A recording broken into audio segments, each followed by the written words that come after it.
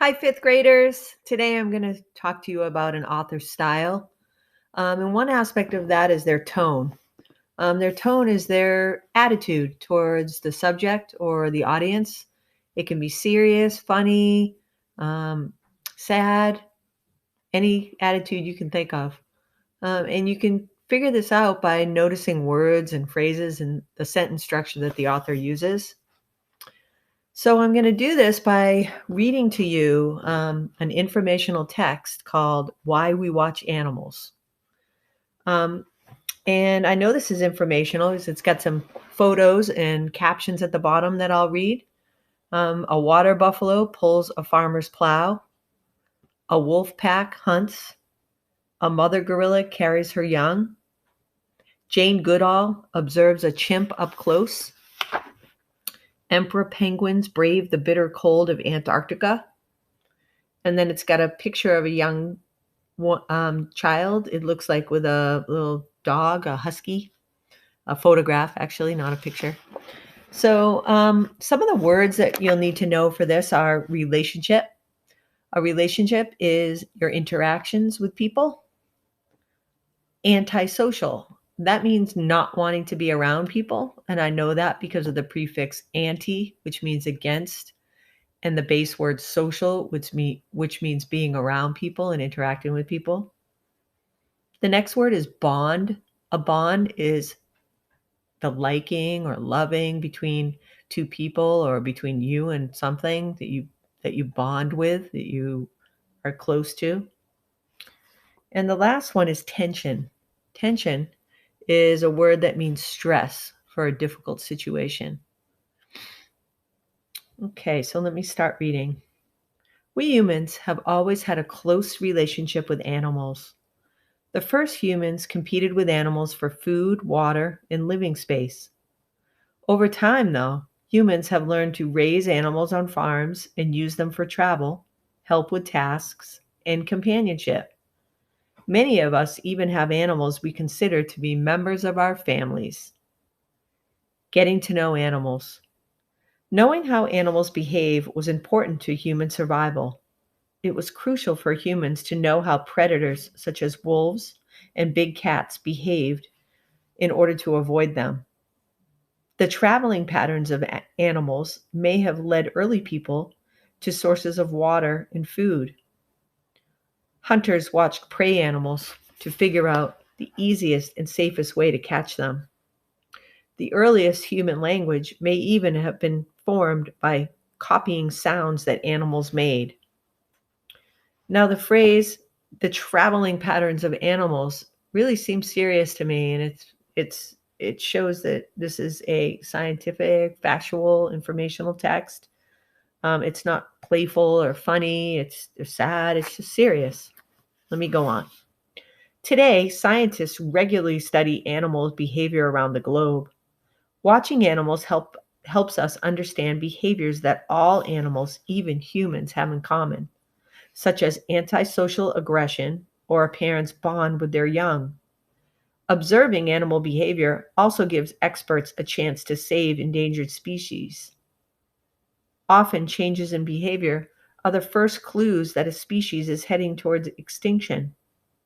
Noticing these changes when they first occur may give scientists a head start in figuring out solutions to protect specific species. There's another phrase in here that tells me that it's serious, observing animal behaviors. I know that that's a serious scientific thing to do. And so the author chose that to show that this is factual, scientific, informational. Animals in the wild. Jane Goodall began studying chimpanzees in the Gombe Stream Game Reserve in Africa in the 1960s. Her methods were simple. She sat in the forest among the chimps and watched them. Over time, she made a number of important discoveries about chimp diets, tool use, and social interactions. Now these chimpanzees are endangered, and Goodall is using her knowledge to help save them from extinction. So the author's tone there is serious again, listing those facts about chimp diets, tool use, and social interaction. And he or she is using it to back up the fact that Jane Goodall is using this observation to help animals from extinction. Animal spies. These days, scientists have come up with some pretty ingenious ways to study animals in the wild. Dr. Maho of France has been studying penguins for almost 50 years. He noted that human interactions with penguins in the wild cause stress and tension in the birds. So Dr. Maho teamed up with a documentary film company to create a remote-controlled camera that looked like a penguin chick. The penguin robot could approach penguins in the wild without disturbing them. For the first time ever, an emperor penguin in Antarctica was filmed laying an egg. The same company now uses similar spy cams all over the world. Off the coast of Antarctica, a spy pufferfish recorded an unusual game of catch that dolphins play.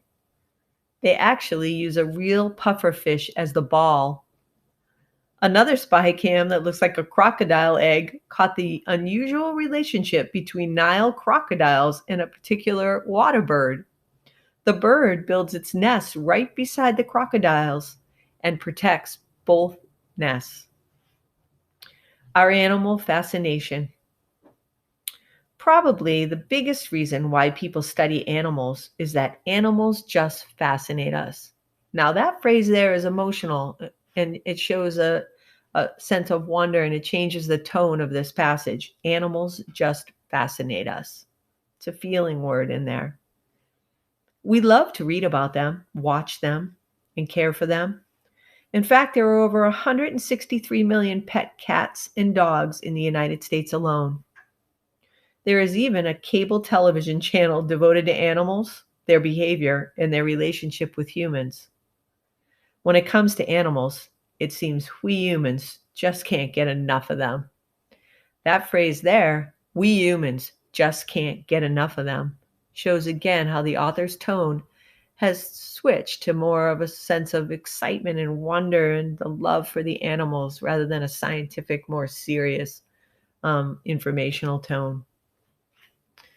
Well, I hope you learned a little bit about author style and tone today, and I hope you'll keep it in mind as you keep reading. Have a great day, and thanks for listening.